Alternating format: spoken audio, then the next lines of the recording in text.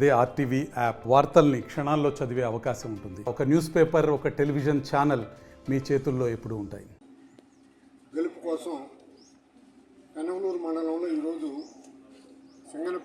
సింగనమల గ్రామ పంచాయతీ పరిధిలో పల్లీలు చూడటం జరిగింది. సర్పంచి అక్కడ వైసీపీ తరఫున గెలిచినటువంటి సర్పంచ్ కూడా ఈరోజు తెలుగుదేశం పార్టీలో చేరటం జరిగింది. అంటే ఆ ఊళ్ళో వైసీపీకి నాయకత్వం లేనటువంటి పరిస్థితి తెచ్చిపెట్టాం. ఇంకా ఒకరు ఇద్దరు వైసీపీ పిల్లలు ఉన్నారు, వాళ్ళు కూడా సంప్రదిస్తున్నారు. వాళ్ళు కూడా పూర్తిగా చేర్చుకున్న తర్వాత అక్కడ వైసీపీకి పెద్ద సున్నా పెట్టాలనేటువంటి ప్లాన్తో ఉంది. అదేవిధంగా ఎన్ఆర్పురంలో ఇప్పుడు ఇంతవరకు మూగవారిపల్లిలో ఒక పార్టీ గత 35 ఏళ్ళ నుంచి ఇక్కడ కూడా నాంది పలుకుతుందని చెప్పేసి మేము ఆశిస్తున్నాం. అదేవిధంగా దీని ప్రభావం నాయుడువారిపల్లి మీద కూడా ఉంటుంది, ఈటిమాపురం మీద కూడా ఉంటుంది, నల్లపరెడ్డిపల్లి మీద కూడా ఉంటుంది. ఇవన్నీ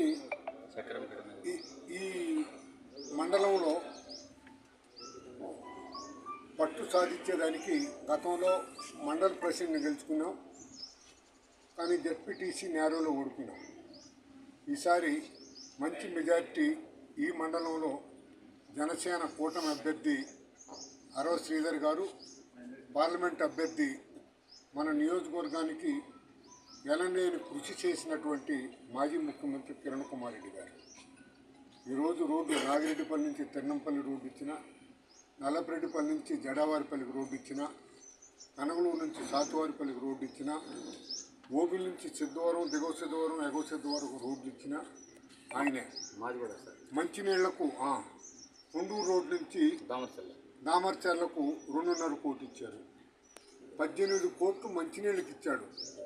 ఏట్లో నీళ్లను చిట్వేలు దాకా తీసుకెళ్లేదానికి. ఇప్పుడు ఒక్క కనగలూరు పంచాయతీ 2-3 పంచాయతీలు నీళ్ళకే వస్తున్నాయి, కానీ ఈ గ్రామాలకు అవి చెడిపోయినాయి. ఆ మోటార్లు కట్టించుకోవడానికి ప్రభుత్వానికి గతి లేక నీళ్ళు ఇవ్వలేనటువంటి పరిస్థితి వచ్చేసింది. సో మళ్ళీ పూర్వవైభవం వస్తుందని చెప్పేసి నేను భావిస్తున్నాను. ఈరోజు 5 మండలాల్లో ప్రచారం జోరుగా జరుగుతుంది.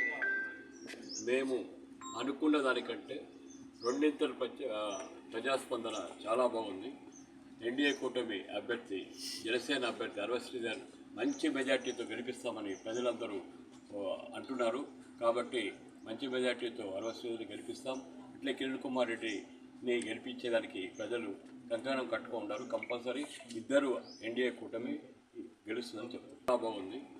ఎన్డీఏ కూటమి అభ్యర్థి, జనసేన అభ్యర్థి అరవ శ్రీధర్ మంచి మెజార్టీతో గెలిపిస్తామని ప్రజలందరూ అంటున్నారు. కాబట్టి మంచి మెజార్టీతో అరవ శ్రీధర్ని గెలిపిస్తాం. ఇట్లే కిరణ్ కుమార్ రెడ్డిని గెలిపించేదానికి ప్రజలు కంకణం కట్టుకో ఉన్నారు. మరిన్ని వీడియోస్ కోసం ఛానల్ ని సబ్స్క్రైబ్ చేయండి. లేటెస్ట్ అప్డేట్స్ కోసం వాట్సాప్ ఛానల్ ని ఫాలో చేయండి. అండ్ లింక్ డిస్క్రిప్షన్ లో ఉంది.